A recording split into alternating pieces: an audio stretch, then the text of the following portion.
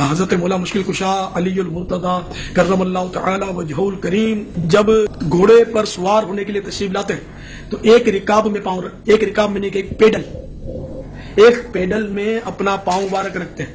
تو ایک پیڈل پر پاؤں رکھا اور دوسرے پیڈل پر جب پاؤں رکھتے تھے تو اسی قلیل ترین سیکنڈوں میں پورا قرآن پاک پڑھ لیتے تھے. یہ مولا مشکل جی کرامت ہے آپ کی، شیر خدا جی یا علی، سبحان اللہ، ہاں ان کی کرامت ہے. مولا علی علیہ السلام کے بارے میں کہا جاتا ہے کہ وہ گھوڑے کی ایک رکاب میں پاؤں رکھتے تو قرآن شروع کرتے، دوسری رکاب تک پاؤں لے کر جاتے، قرآن کی تلاوت مکمل کر لیتے ہوں گے. 3 دفعہ سورہ اخلاص پڑھتے ہوں گے. باقی تو یہ پاسبلٹی نہیں ہے اس طریقے سے، نہ نبی علیہ السلام نے اس چیز کی اجازت دی ہے، نہ آپ نے کوئی ایسا معجزہ کر کے دکھایا ہے. ایسی تو کوئی بات نہیں ہے. اس کے الٹ بخاری مسلم میں ملتا ہے کہ تم میں سے کسی کی استطاعت ہے کہ وہ ایک رات میں تہائی قرآن پڑھ دے. صحابہ نے کہا کہ کون اس کی استطاعت رکھے گا؟ تو آپ نے فرمایا سورہ اخلاص پڑھ لو، یہ تہائی قرآن کے برابر ہے.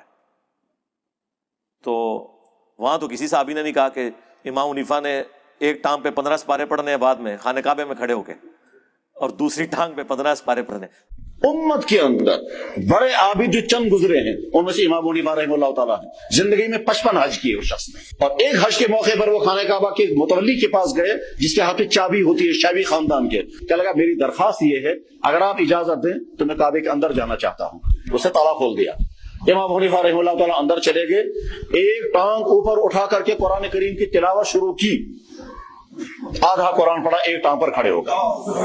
اس کے بعد پھر دوسری رکوع کیا، پھر دوسری ٹانگ نیچے رکھی، پھر ایک ٹانگ اوپر اٹھا کر کے پھر آدھا قرآن کریم پڑھا، اور سلام پھیرنے بعد کہا یا اللہ اور کچھ نہیں چاہتا ہوں، صرف مجھے معاف کر دیجیے.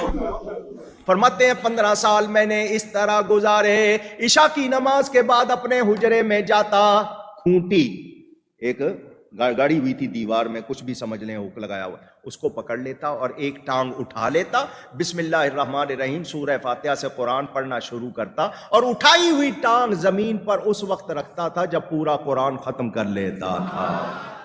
اچھا مجھے نہیں سمجھ آتی یہ ایک ٹانگ اور دوسری ٹانگ کا ذکر کیوں کرتے ہیں؟ مطلب کوئی ان کو کوئی کرتب باز، کوئی جگلر بنانے کی کوشش کرتے ہیں. نبی علیہ السلام نے کبھی ایک ٹانگ کے اوپر ایک نماز اور دوسری ٹانگ پہ دوسری نماز پڑھی ہے؟ اچھا لوگ کس طرح فخر سے اسے بیان کر رہے ہوتے ہیں. 15 سپارے ایک لاتوتے اور 15 اکتے پڑے. یار بھائی 2 لتا استعمال کو کسی نے منع کیتا ہے؟ لیکن میں آپ کو بتاؤں کہ ایسی باتوں کرامت بولتے ہیں. اس میں زیادہ تھکنے کے چانس ہیں. آپ ایک ٹانگ کے اوپر اگر 15 سپارے پڑھیں، بلکہ جو بیان کر رہے ہیں نا انہیں کہ آپ سے ہم سپارے نہیں ڈیمانڈ کرتے، یہ ایک سپارہ پڑھنے میں آدھا گھنٹہ لگتا ہے، تو 15 پارے آلموسٹ 7.5 گھنٹے بنے. 7 گھنٹے تو پہلے ایک لاتے کلو کے 10 نہ منو یار، نہ کر، خالی نہیں کھڑا ہوا جاتا. اور یہ کون سی سنت ہے؟ یہ ضرور سنت ہے کہ نبی علیہ السلام اگر قیام کے دوران تھک جاتے تو ایک ٹانگ پہ تھوڑا وزن ڈال دیتے، یہ نہیں کہ دوسری ٹانگ اٹھا لیتے تھے. نماز کا ایک پروٹوکول ہے، آپ نے اللہ کے سامنے اس طریقے سے کھڑا ہونا ہے کہ اس کا پروٹوکول ہو. یہ کون سا تماشا کہ لات چکی ہے؟ کچھ حیا کر، ایک لات اٹھا کے ایک لات چک کے تو بندہ کھڑا بھی نہیں ہو سکتا. یقین کریں بندہ تھک جاتا ہے. یہ ہو سکتا ہے کہ دوسرے آدمی کو رسی یوں پکڑی ہوئی ہو، خالی ایک ٹانگ پہ کون کھڑا ہو سکتا ہے یار؟ لیکن میں آپ کو بتاؤں کہ ایسی باتوں کرامت بولتے ہیں. ہاں جس کی 4 ٹانگیں ہیں نا وہ کھڑا ہو سکتا ہے 3 ٹانگوں پہ، 2 ٹانگوں والا تو ایک ٹانگ پہ نہیں کھڑا ہو سکتا. سیدھی سی بات ہے یار. بخاری مسلم دونوں میں حدیث ہے، نبی علیہ السلام ایک دفعہ گھر میں داخل ہوئے تو آپ نے ایک رسی لٹکی ہوئی دیکھی. آپ نے فرمایا یہ رسی کس نے لٹکائی ہوئی ہے؟ تو بتایا گیا آپ کی بیٹی جو زینب ہے نا وہ عبادت کرتی ہیں اور اپنا جوڑا جو ہے نا اس سے باندھ لیتی ہیں نماز پڑھنے کے دوران، تاکہ جب نیند آئے اور جھٹکا لگے اور آنکھ کھل جائے. آپ نے فرمایا کھولو یہ رسی. یہ کون سا طریقہ ہے؟ نماز اس وقت تک پڑھو جب تک کہ تمہاری طبیعت تمہارا ساتھ دے، نفلی نماز، اس کے بعد آرام کرو.